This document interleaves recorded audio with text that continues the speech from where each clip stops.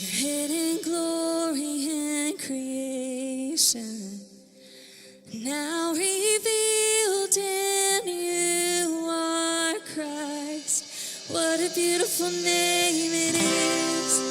What a beautiful name it is. The name of Jesus Christ, my King. What a beautiful name it is. Nothing compares to this.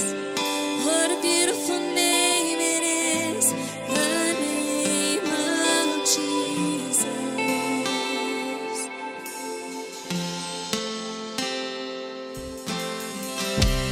Didn't want heaven without us. So Jesus, you brought heaven down. My sin was great, your love was greater. What could separate us now? What a wonderful name it is. What a wonderful name it is. The name of Jesus Christ, my King. What a wonderful name it is. Nothing compares to this. What a wonderful name it is. The name of Jesus. What a wonderful name it is. The name of Jesus.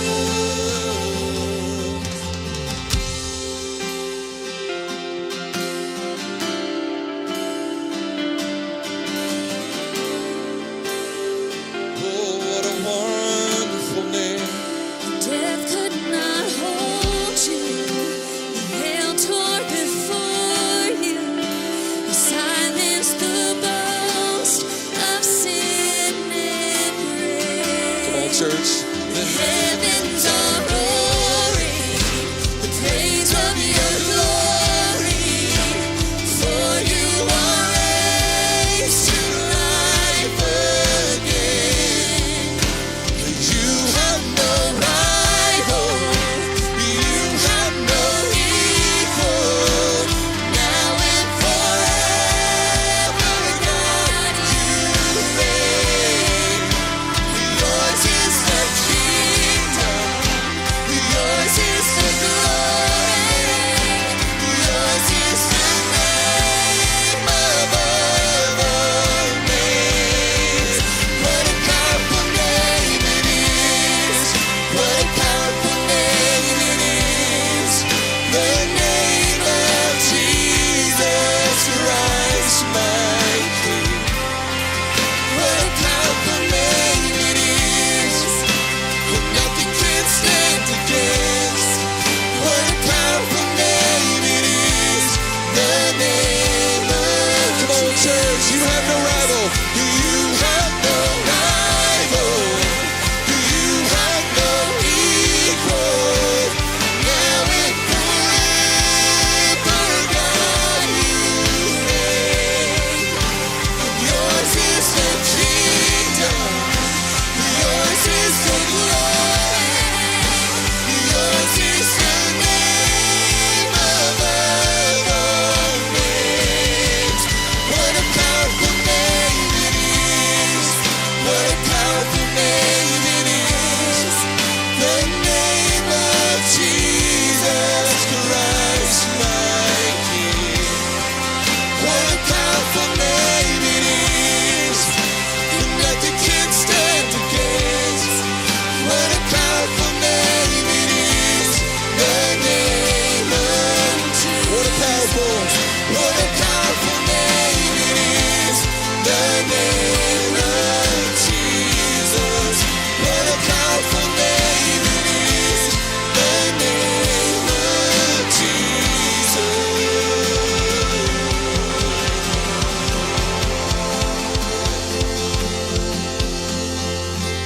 Oh, you're so good to us. For you have no rival. You have no equal.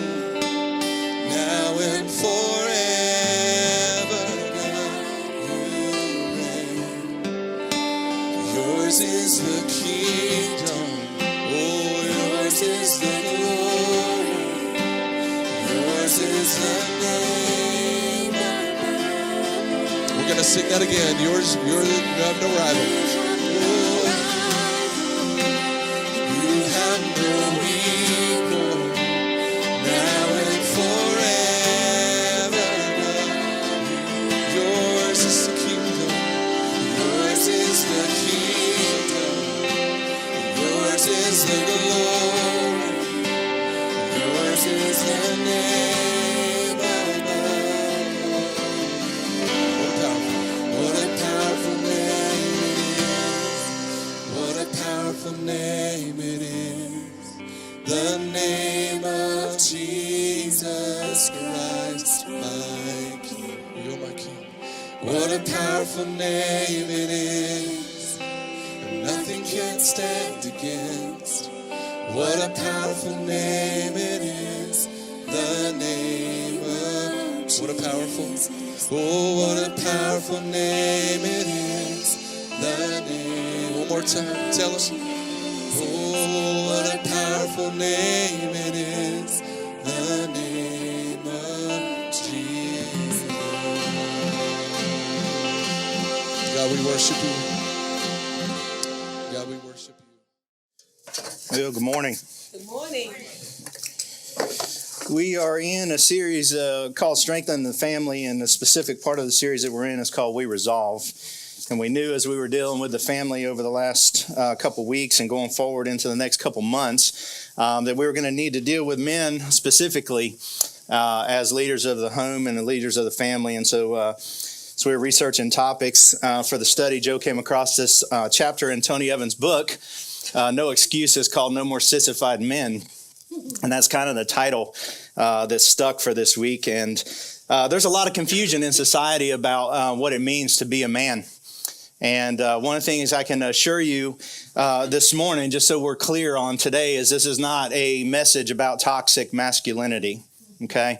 One of the things that we're firm on here at the gathering is that we as men are ordained by God to be the spiritual leaders and the pastors of our homes. Okay, we're very, very, very committed to that. So we're going to talk about some qualities of authentic biblical masculinity today and what that looks like from God's word. And there's something that, as I continue to age, I turned 49 here.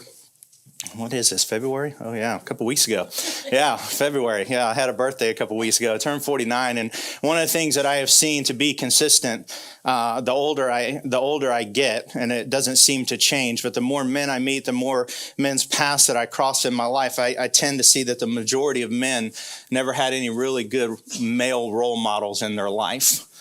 I just see that more and more, that we just do not have good male role models a lot of the time. My kind of my story, my dad's dad came back from the war.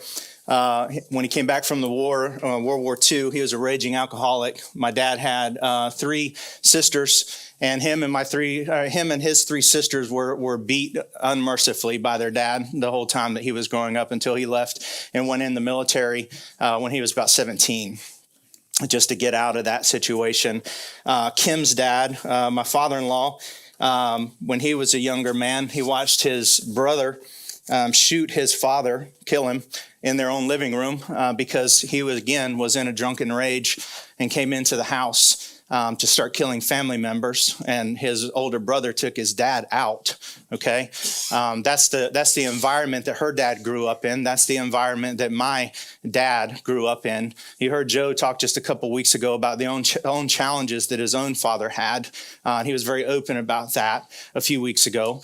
Another good friend of mine that I've done a lot of life with, that I work at Ironman with, he grew up and his dad was an alcoholic. He was addicted to drugs. 90% of the time he'd been taking care of his mother from a very young age and protecting his mother from all the shenanigans of his dad. And me and this guy had done life together for a very long time. And how I continue to hear stories. Every year I go on an Ironman retreat up in Ohio, and we sit around, we have manhood discussions about what it means to be a godly father and a godly husband, and never fails. I hear horrific stories of what men have been through in their life, a lot of times caused by their own fathers or other male figures in their life. And so we struggle to see good male role models in our life. And the fact that my dad and Kim's dad and Joe's dad and different guys like that even brought it together in the end to be the spiritual leaders in their home is only an act of Almighty God.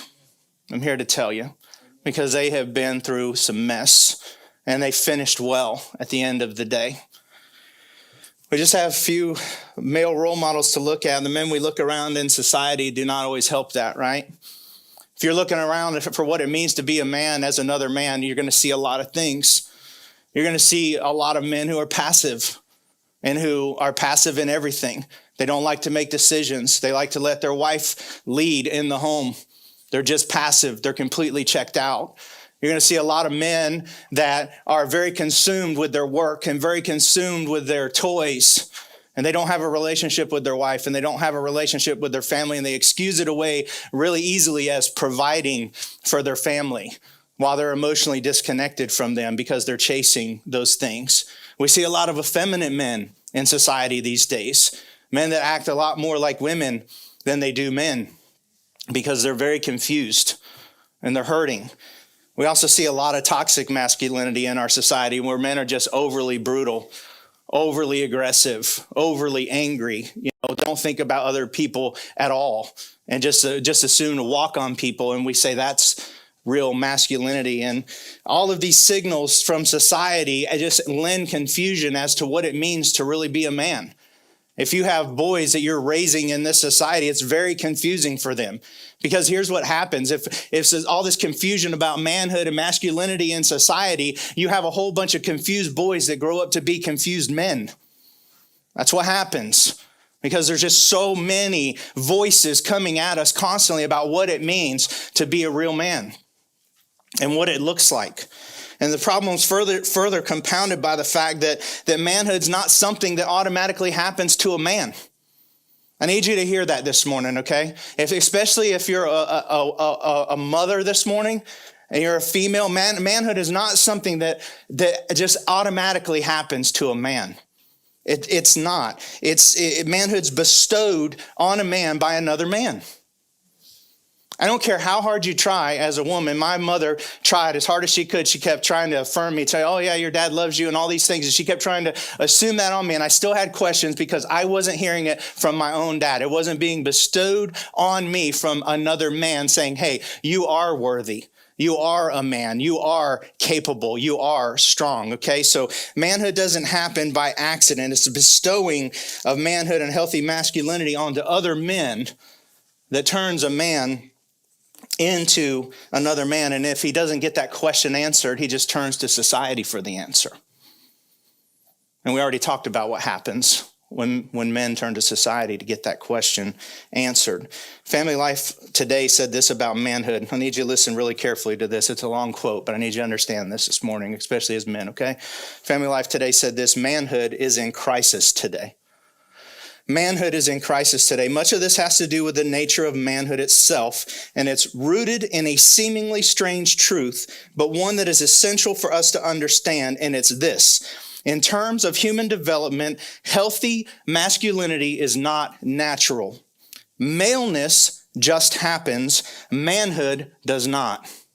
Okay, let me say that again. Maleness just happens. Manhood does not, and there's a great difference between the two. The first is a biological event. The second is a developed character quality. They said manhood must be constructed. This is not the case with womanhood. Her biological makeup ensures the girl will more naturally grow into a healthy woman.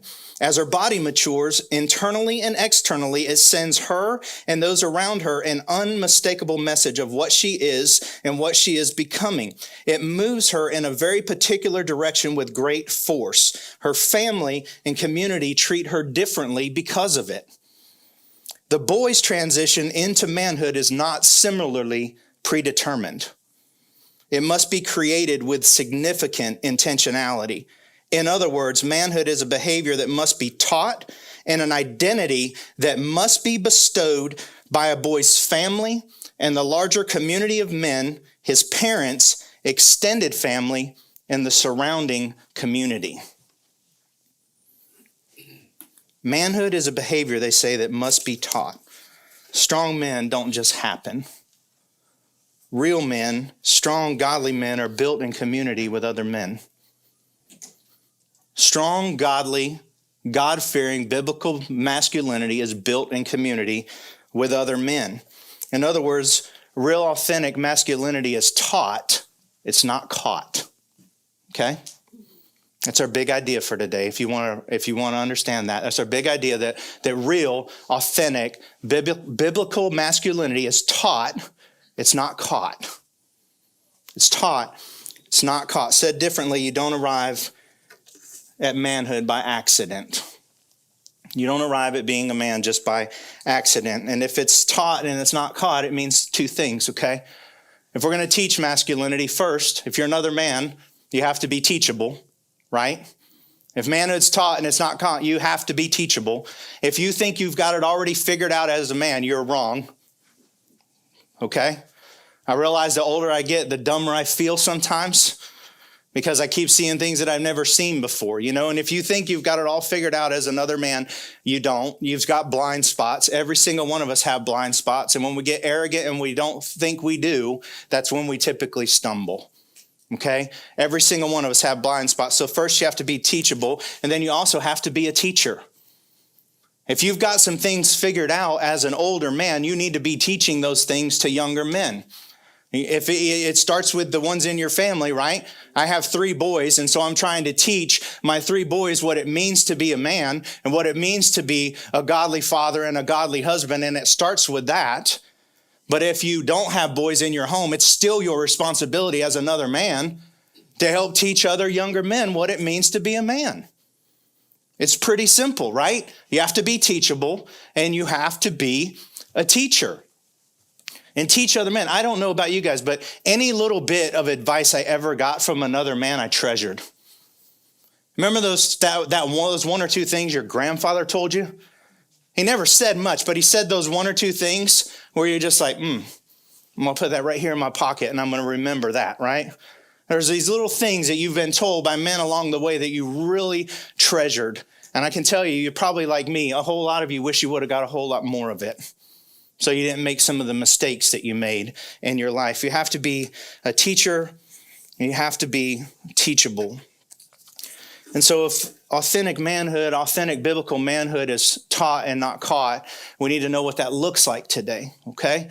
And so I've just kind of narrowed it down. Like this has been a really difficult message. I've been working on this one for well over a month, and my bookshelf is full of books on manhood and what it means to be a godly man. Literally entire volumes have been written on this, and they're like, hey, you got 30 minutes to talk about this on Sunday, right? So I've tried to narrow it down this morning to just 3 characteristics or 3 qualities that we see in real men. And I think I can back all of this up from a biblical basis this morning. So the first thing we see and what it means to be a real man is that real men resolve to live courageously. Real men resolve to live courageously. If you're going to be a real man, it's going to require courage. Now, I don't know about you, but as I read the Bible, courage just jumps out at me a lot. I can pretty much open up to anywhere in the Bible, and I can point to you a picture of courage somewhere. If you go back to Abraham in the very beginning, right? Abraham had a lot of courage to take his son up to a mountain and go to sacrifice him, especially when his wife says, hey, where are you going? And he goes, oh, me and my son are going to go worship. Abraham, knowing that he was fixing to raise a knife up in the air and was fully committed to doing that. We learn in Hebrews at the end of it that he was so committed to that he believed even if God took his son, he could bring him back from the dead. That's courage, and that's faith. He had a lot of courage. I look at the story of Noah building an ark. It never rained before. And Noah's over there just hammering away on an ark, building this gigantic boat in the middle of nowhere. And you don't think people were heckling him? You don't think people were making fun of him as he was wailing away, nailing and chopping wood all day long, making a giant boat that nobody's ever seen before because it's never rained? It took courage for him to keep building every single day. David had a lot of courage when he stepped on the battlefield with a Philistine, did he not? As a young man with a slingshot, a sling basically, steps on a battlefield where the entire Israelite army is shaking in fear, and a young man steps on the battlefield and says, I'll take him. I'll take the giant. And then David was surrounded by a host of other courageous men. These guys were like the original Navy SEALs. Okay, these guys were just absolutely bad dudes. It talks about Joshua the Hackmanite. He killed 800 enemy warriors in a single battle. 800. You remember how they fought back then, right? They just like rush into each other with swords and spears. 800. 800. I'm just going like, oh my gosh. 800 men. Abishai, another one of David's men, used a spear to kill 300 men. 300 warriors in a battle. Then there was Benaiah, killed 2 champions of Moab. And then, if that wasn't enough, he chased a lion into a pit on a snowy day. There's a book about that. Chased a lion into a pit on a snowy day, killed the lion. And then another time he was facing an Egyptian warrior, and he wrenched the spear from the Egyptian's hand and killed him with it. I mean, just bad, courageous men that David surrounded himself with continually. There was Peter, who had a courage to get out of the boat. You guys see the last episode of The Chosen? Incredible. Absolute courage for Peter to get out of the boat and walk on water and walk toward Jesus. Stephen stood preaching the gospel to a bunch of Jews that needed to know about Jesus and was stoned to death and had the courage to keep preaching. Jesus himself took on all the sin of humanity and courageously went to the cross and endured suffering that none of us can even comprehend. And never back down. He asked his father, are you sure this is the only way? He said, yeah, it's the only way. He says, I'm going. I'm going to do it. And he went to the cross. One of the hallmarks of a real man is a resolution to be courageous. Paul commissioned the men in Corinth at the end of 1 Corinthians chapter 16, as he was closing the letter. He says to the men, he says, be on guard. He says, stand firm in the faith. And then he says what? Be courageous. Be courageous. Be strong and do everything with love. This be courageous in the Greek says be strong or act like men. In other words, that's kind of changeable. If you're going to act like men and you're going to be courageous, kind of the same thing. Manhood and courage kind of go together is what we see there from Paul. And you say, well, what do we need? What do I need courage for in my life as a man? What do we need courage for? Well, the first thing, if you're a man, I think you need courage to deal with your own wound. I think you as a man need courage to deal with your own wound, whatever that is. So you see, I think pretty much every man I know, pretty much every man carries a wound in him of some sort in his life. And a lot of times that wound is caused by our father or another prominent male figure in our lives. In our journey toward manhood, we have questions about our identity and we have questions about our capabilities. We have questions on whether we're good enough and whether we're strong enough and whether we're capable enough. And when those questions go unanswered in our life, they create a wound. They create a wound, and it hurts. And there's some questions that men have that are only questions that can be answered by another man. That's it. And another man has to be able to answer that question for you. And if he doesn't, there's a wound there. And if that question gets answered in a negative way, it also creates a wound. In my own life, my dad called me boy all the time. He'd say, give me that remote, boy. Go empty the trash, boy. I'm going to tell you what, you call me boy and you're going to see the hair come up on the back of my neck today, okay? I don't play with that word. Well, me and Kim and I were arguing one time when we were first married. She called me boy about come unglued. I said, I don't answer to that word because boy is a nothing, okay? It leaves a wound. It always makes you feeling like you're less than. Are you loved as a son or are you just another person that's in the household, right? And there's wounds like that happen. I've never, ever, ever called one of my boys boy. It's son. You're treasured. You're loved by me.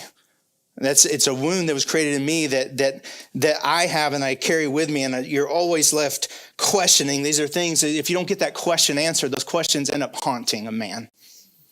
And they lead to all kinds of issues in a man's life. And a man will search a lot of places, and he'll have all kinds of fear. He'll have anxiety.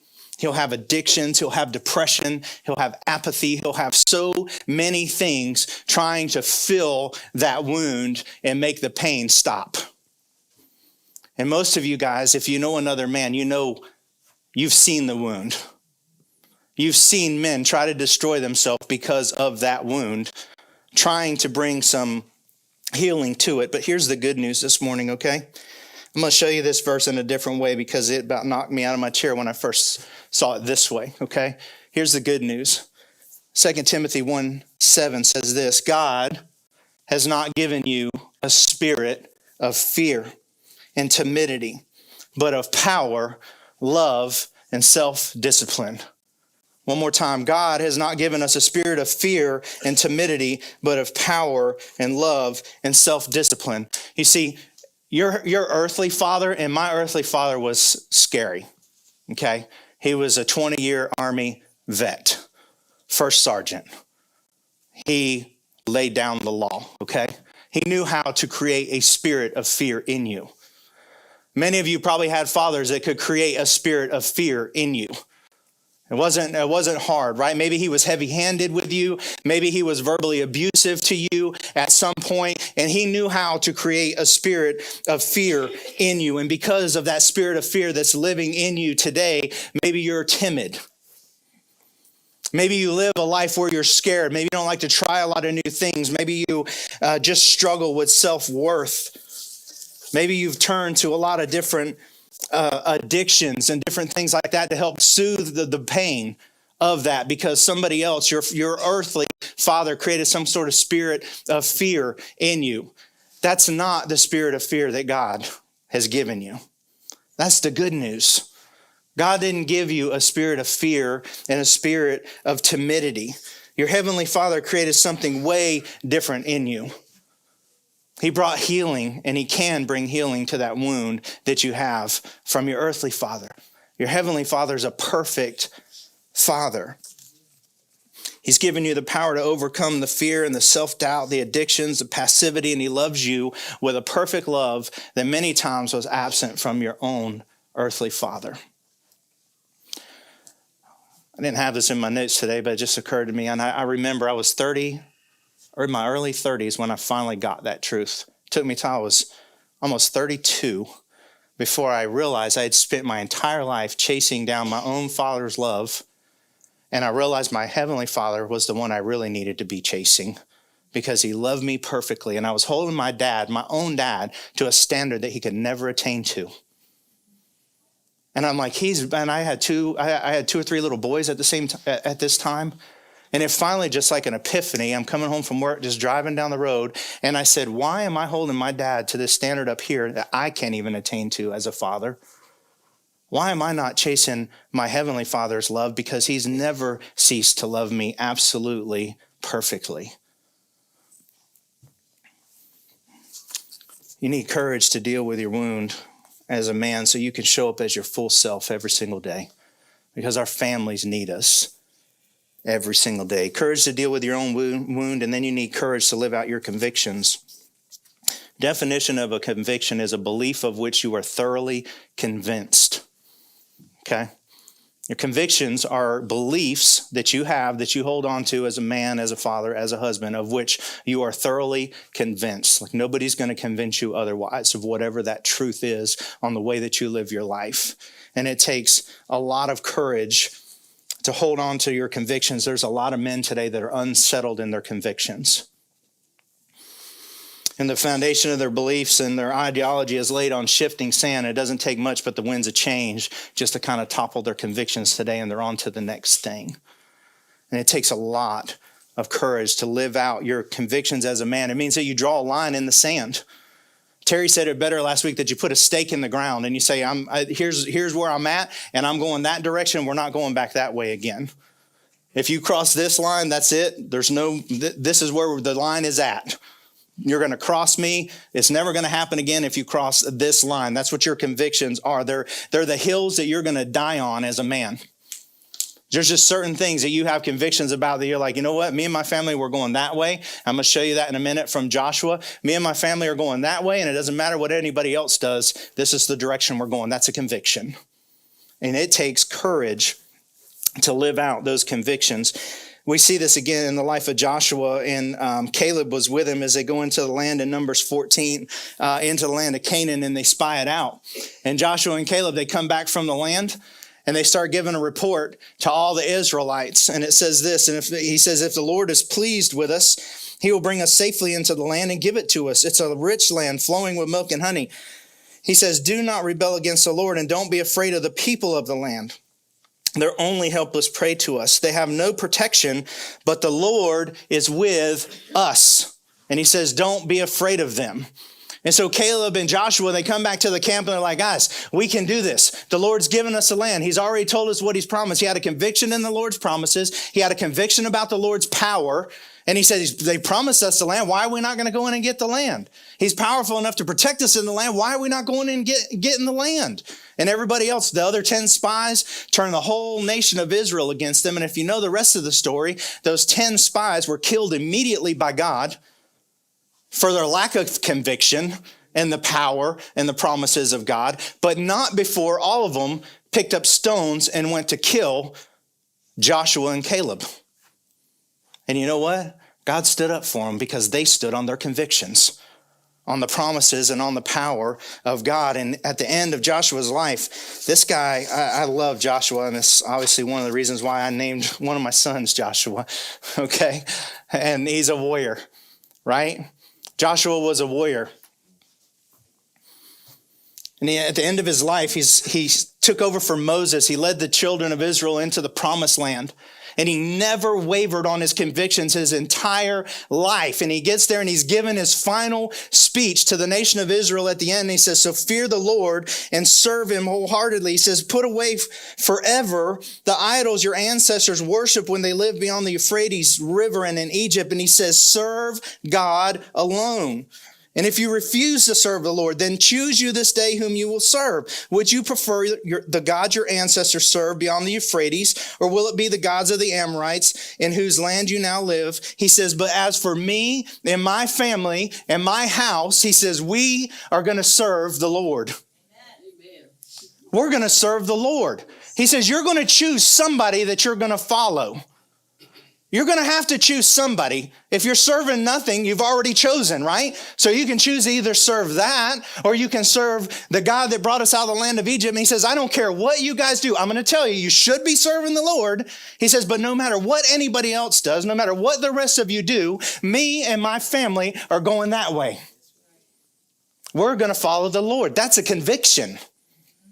And he held on to that conviction his entire life. He never wavered from it. If you go to my dad's grave in Hopkinsville, Kentucky, you're going to find Joshua 24:15 on his tombstone. Okay? I put it there because my dad, for all the problems he had, all the struggles he had throughout his life, the best he knew how, he followed Jesus until the very end, and he made sure we were in church every time the doors were open. And he did the best he could to follow Jesus, and he passed that conviction down to me. And I'm carrying on in my family, and it's a conviction that me and my house and my family, we're going to serve the Lord. I have a lot of deep convictions, just a couple of them. I've told you guys this before, and part of the reason for this whole message series is I believe if we're going to have strong churches, we've got to have strong men. There's no other way around it. If we're going to have strong churches, we need to have strong men. And I believe if men lead their family well, I believe if men lead their family well, that whole family is healthier and happier, not just now, but for generations to come. I believe that. I believe it starts with the man. I'm convicted that the best way for you to look at the world around you is through the lens of Scripture. I don't think it makes sense any other way. I think you can trust God in everything that he says. I think the Bible is relevant for every aspect of our life. I think it answers any question you could possibly have. That's a conviction I have. My boys know that. Like, if I'm going to give them an answer, it's going to come from the Bible, and it's going to make sense, and it's going to have a realistic expectation and reality to it, and a reason for standing on that conviction.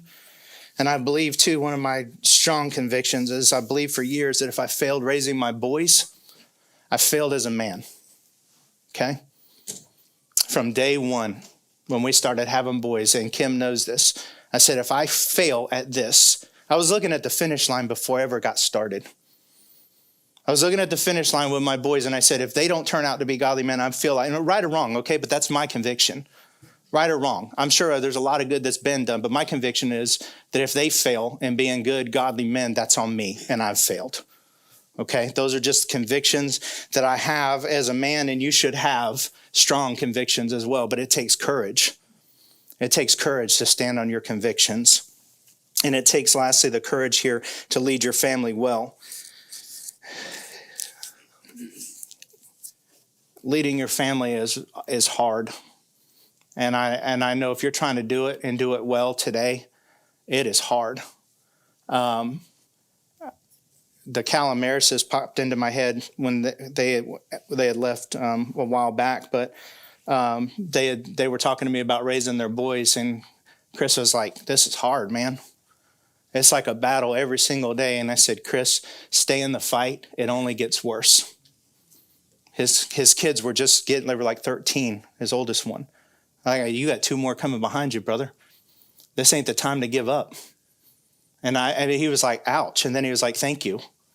Like, I just needed somebody to encourage me and tell me to keep going, because it takes a lot of courage. It says in Ephesians 6:4, fathers, do not provoke your children to anger by the way that you treat them. Rather, bring them up with discipline and instruction that comes from the Lord. You know what? Our kids get so much from the world around us all the time. The last thing they want to hear is instruction that comes from the Lord, from you. And it's hard. And you know that that's what they need more than anything. But the world's giving them a different narrative and a different story every single day. And it's hard to stay in the fight because your kids start to turn against you. They say, well, Johnny does so-and-so, and Susie does this, and he's 8 and he's got an iPhone and a TV in his room, and I don't care. I don't care. He's 8 and he's addicted to porn. You don't think that's happening out there? You want to stand against it? I don't care what Johnny does. I don't care what Susie does. This is my house. We're going that way, and we're going to serve the Lord. And guess what? Sometimes, I'm sorry to say this, ladies, but sometimes your wife isn't even going to like it. Sometimes your wife isn't going to like how you lead if you're leading. And I'm not saying my wife has done all kinds of good to me in my home, okay? So don't take that as a disparaging comment. But there's been times when I said, we need to go that way. And she said, I don't know. And I said, no, we're going that way. And she says, okay. And it's turned out okay. But there's been times when I started going that way and she says, you need to rethink that. And I'm like, yeah, you're right. I need to rethink that. But it takes courage to accept that too, doesn't it? And not be an idiot. Takes a lot of courage. It takes courage to stand up to the cultures of this world. And I'm going to tell you what, it gets even harder when your kids get to be teenagers. I'm not even trying to be funny. I used to say that to people and they'd be like, oh, just wait till you get to be teenagers. And then they were teenagers and I'm like, wow, they weren't lying. It is hard, man. It's absolutely hard because there's this thing that happens. We know that our job as parents are to release our kids into the world at some point, right? And between 16 and 18, it gets really, really hard because they get this thing called a driver's license.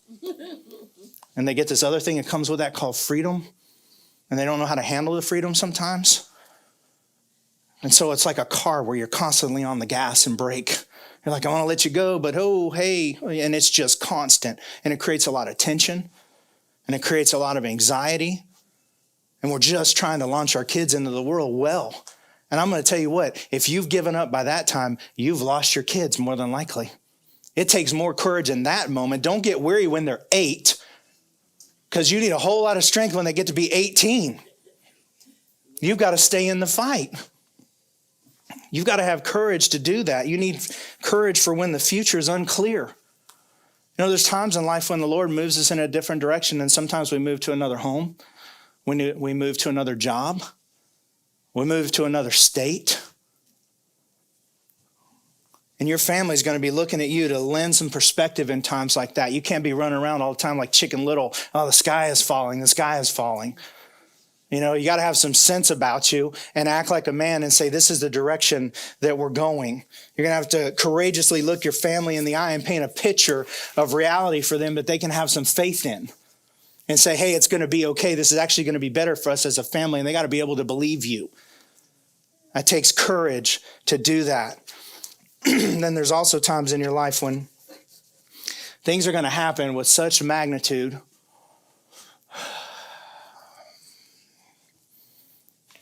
and so big that your family is just going to be paralyzed with fear and confusion. And I pray to God that never happens to you, okay? But you might be called on as a man to deal with a situation like that. There's tragedies that happen all the time. There's accidents that happen all the time. There's a lot of sin in this world that it hurts other people in bad ways. And as a man, you've got to have courage to deal with that situation. In 2011, I got a phone call that my parents had been T-boned in an accident. I lost both of them at the same time. Okay? And I was standing a week later for about 3 days. I was in a puddle on the floor. Okay? You don't get news like that and not have some sort of emotion. Less than a week later, I'm standing in front of 2 closed wooden doors. And on the other side of the door, I got 2 caskets.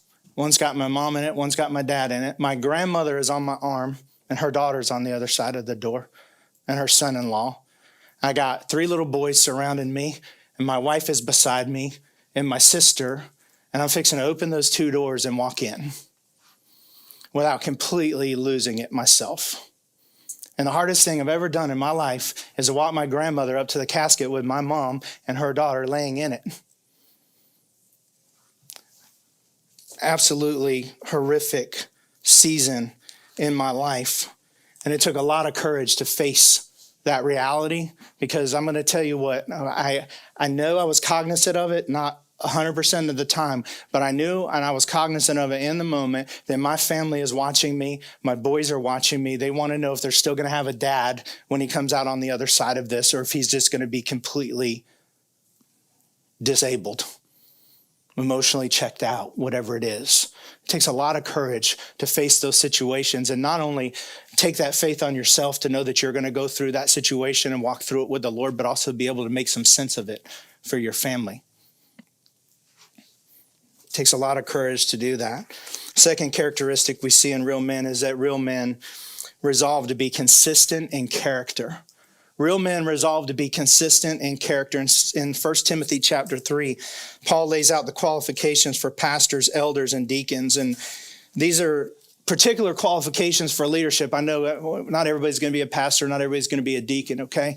But when you look at these characteristics that Paul lays out here in this passage, these are the character traits, and these are the qualities that we're looking for as a church in the men in the church. And we know, like, when they have these qualities, they're men of solid character. In other words, they're real men. Does that make sense? So as we're progressing, following Jesus as a disciple of Jesus, we should be progressing to this standard of character in our life. And 1 Timothy 3, verse 2 says this, so a church leader must be a man who is above reproach. He must be faithful to his wife. He must exercise self-control, live wisely, and have a good reputation. He must enjoy having guests in his home, and he must be able to teach. He must not be a heavy drinker or be violent. He must be gentle, not quarrelsome, and not love money. He must manage his own family well, having children who respect and obey him. For if a man cannot manage his own household, how can he take care of God's church? And then a few verses later, Paul lays out the qualifications for a deacon, and he says a deacon must be faithful to his wife. He must manage his children and his household well. And those who do well as deacons will be rewarded with respect from others and will have increased confidence in their faith in Jesus Christ. You'll notice in both lists that Paul specifically mentions that men of great characters are leader at home first. Men of great character in both lists are leaders at home first. In your leadership, unfortunately, good or bad, your testimony to solid character and leadership at home is the way that your family behaves in public. That's not good, is it? Like sometimes that can get you. Like, probably ought to be acting a little better at home when my kids are acting out in society. You may ask the question, well, how do you build this kind of character in your life? Well, absolute best way to build this type of character in your life is to mimic the character of Jesus. I know that sounds such like a church answer, right? But it's really that simple, guys. It's really that simple. You know, Paul gives us in Galatians 5 all these spiritual fruits or character qualities like love, joy, peace, patience, kindness, goodness, faithfulness, gentleness, and self-control. You know what? That whole list is in there. And what Paul just gave us in the qualifications of men of godly character. And you know who embodied every single one of those absolutely perfectly without flaw? Well, that'd be Jesus. Like Jesus did it. And if we're going to be men of solid character, they're going to get self-control right. If we're going to get compassion and love and conviction and all these other things that we have, peace and patience and kindness, if we're going to get all of that right, it's only going to be in pursuit of Jesus. It's only going to be in pursuit of Jesus. If you want to be a man that's known of great character, you need to act like Jesus. Every time you speak, every time you think, every time you act, you should be evaluating yourself, just like we had those old bracelets when we were growing up. What would Jesus do? You know, when you speak, when you talk, anything you do, say, would Jesus have done that? Am I acting like Jesus in this situation? Would Jesus have said that particular thing? It's a litmus test for whether you know you're living with character or not. Paul said this. He says, don't be selfish. Don't try to impress others. He says, be humble. Thinking of others is better than yourself. He says, don't look out only for your own interest, but take an interest in others too. And he says this in Philippians 2:5, you must have the same attitude that Christ Jesus had. The same attitude that Christ Jesus had. In other words, follow Jesus, live like Jesus, you'll have the character of Jesus. And the last thing that I see in real men, number one, men are courageous. Okay, we talked about that just a second ago. And then the last one here, we have real men resolve to not go it alone. Real men resolve to not go it alone. This goes back to our big idea for today that manhood is taught and it's not caught. Real men don't go it alone. You need to be doing life in community with other men. It wasn't a coincidence that Jesus chose 12 men to do life with. Okay? It wasn't a coincidence that out of that 12, Jesus had 3 that were really close to him in his circle of men.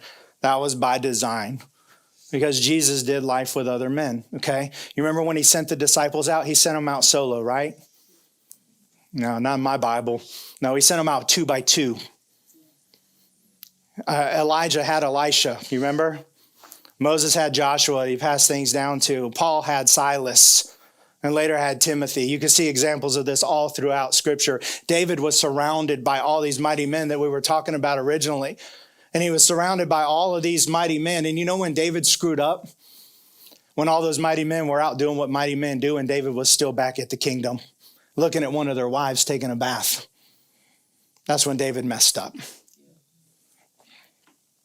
Proverbs 27:17 says, iron sharpens iron as one man sharpens another. And you probably heard this analogy before from this verse, but when you sharpen a knife, you're usually using some sort of sharpening stone, and you're moving that knife back and forth across that stone, just sharpening it. And what happens is that metal just gets ground away, and it gets ground to a fine razor's edge is what happens. And you need to be doing life with another man so he can help shave off those rough edges that you have. And when you have those blind spots, to have somebody there that can tell you, hey man, you're being stupid in this situation. Like you really need to pull your head out of where it's at and go a different direction, right? We need men that can do that to us. And we need to have courage to allow men to do that to us. Because again, a lot of men think they've got it figured out, but it takes a real courageous man to look at Brad and say, hey man, I'm going to let you hold me accountable. And you have to be able to do the same thing.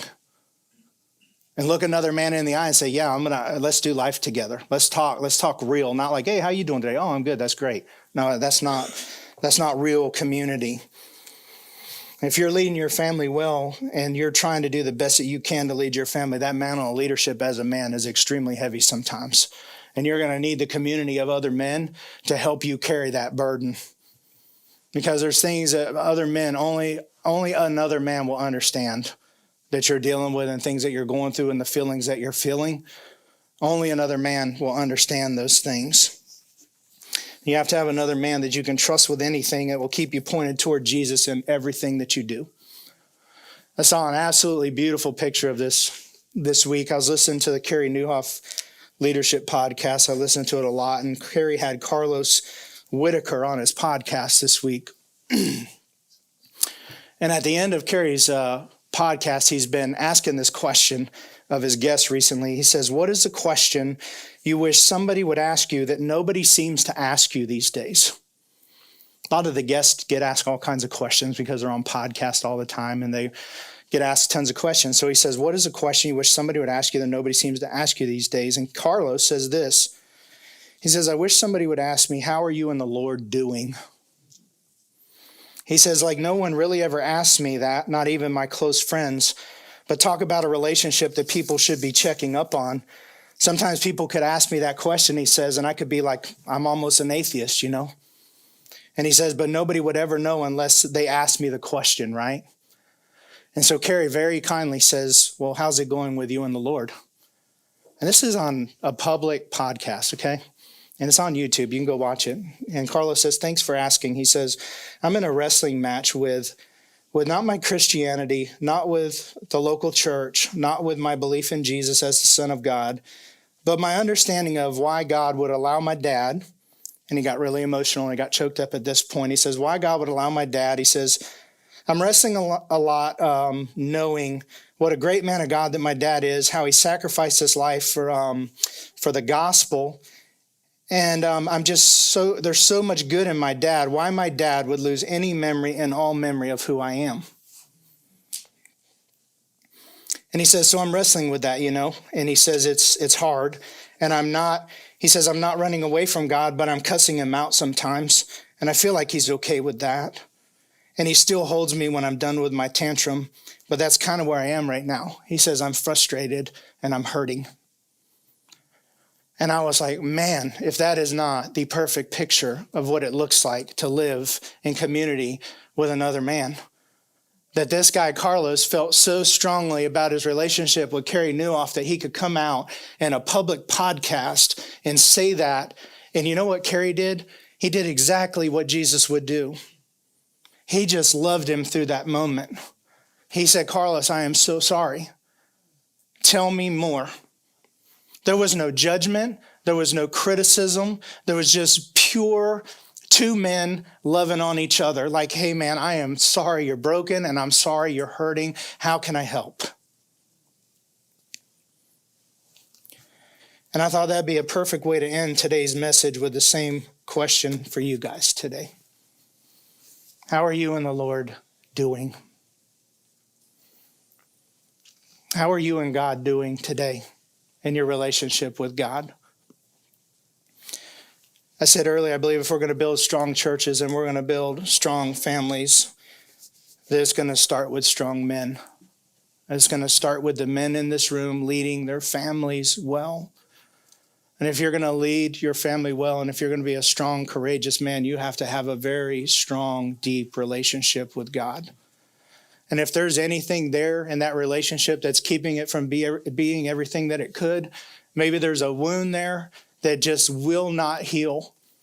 Sometimes it takes another man to help us heal that wound. Sometimes you need something like CR, Celebrate Recovery, to help you with that wound. Sometimes you may need deeper therapy. And we can help with all of that as a church here, okay? But we want you to be whole, and we want you to be healthy. We want you to be courageous men. We want you to be men of great character here at the gathering. And we want to be a community of men that support and love each other and hold each other up when we fall and encourage each other when we fail. and love each other through the mess of this world so we can stay strong for our families and for our wives and our kids. Because I'm telling you, the world is absolutely bent on destroying our families every single day. And you better have a strong spine and a stiff backbone as a man if you're going to lead your family well in today's culture. So I don't know where you're at with that this morning, but we're gonna close. I know Terry went short last week. I took up his time this week. I'm going to give you an opportunity just to do business with God this morning. I don't know how you are with God. Maybe there's ladies in the room this morning that you're struggling with God. Maybe you're yelling and fussing at God this morning. I love what Carlos said. God's big enough to handle it. God's big enough to handle anything that you throw at him. He loves you unconditionally. Okay, we're going to spend some time in prayer and communion here in just a second. And I'm going to step to the back. You can, if you guys want to pray, if you just need another man to talk to, if you need another man, if you want me to pray with you, I'll be glad to do that. I'll just step right back here in the corner and I'll be glad to talk to you about that this morning. Okay, but if you need another man in your life, you're going to have some courage this morning to step out. I can't be that guy for every one of you this morning, okay? There's a whole lot of men around you this morning that are on the same mission that you're on. There's a lot of men here that are pursuing Christ with the same tenacity that you're pursuing Christ with. You need to link arms with one of them this morning and find somebody that you can talk to and live in community with, okay? Let's pray. Father, forgive us where we fail you, God. Forgive us where we get these things wrong. Forgive us when we're not courageous. Forgive us when we lack character. Forgive us when we try to go it alone. God, we make so many mistakes sometimes, and I'm just thankful for your grace, and I'm thankful for your mercy, and I'm thankful that you love me and love me unconditionally, and I thank you that you healed the wound that I've had in my life for so many years, God, and continue to bring healing to that wound each and every day. And I pray for these guys that are here today. I pray for all of these men. There's so many of them I know personally that are trying to lead their families well, and they're leading through some of the most difficult situations other people don't even know about, God, and I just lift them up to you this morning, and I pray for your strength. I pray that you would just give them courage to deal with these situations, Lord. I pray that you would build strong character in their lives, Father. And I pray that we would be a community of men in this place that changes this community, Father, and that changes the narrative of what real, authentic, biblical masculinity looks like going forward, Father. I pray that you'll move and work in people's lives this morning. In Jesus' name, amen.